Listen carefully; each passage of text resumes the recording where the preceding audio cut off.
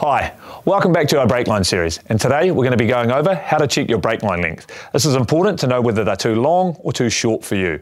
Too long and you're not going to be able to get all that flare.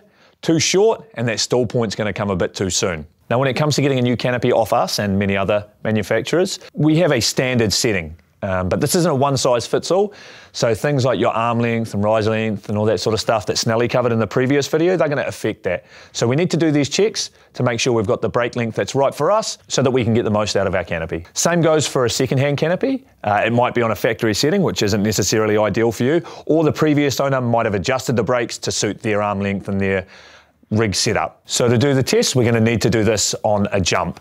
Ideally, a hop and pop where we have the sky to ourselves and we don't have to worry about traffic and we can focus on checking out the canopy and testing that brake line length. So once we're open and we've done all our housekeeping, making sure the air around us is clear, I'm going to start by doing a few big practice flares.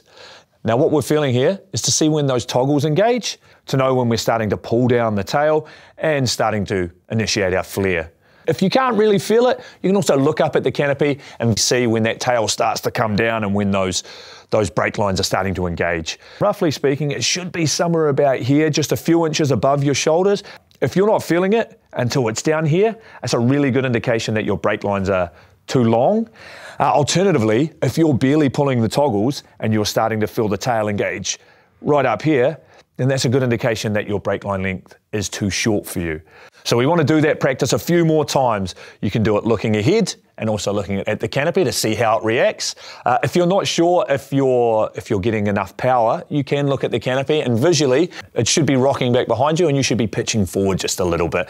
It's showing that the brakes are pulling down enough tail, sufficient enough to create that lift, which will give you that nice powerful flare for landing. Now the best time to actually know if you're getting sufficient flare is at landing. So if you find that you are struggling with flare or getting enough power, there is a chance that it could be your brake line length contributing to that. So it's best to go up, do those tests and see how it feels and see if you're hitting that sweet spot. Now just a caveat to that, if you are having issues with landing, this is no guarantee that it's your brake line length. It could be due to technique or conditions or a few other various reasons. In either case, it's best to always speak to your canopy coach or your instructor and see what they think. So from doing these tests under canopy, we can determine whether our brake line length is going to be too long, too short, or just right. Obviously, if it's just right, we don't need to do any adjustments and we're good to go. If our brake line length is too long or too short, we're going to have to make some changes. And we're going to cover how to do that and how to go about it in the next video.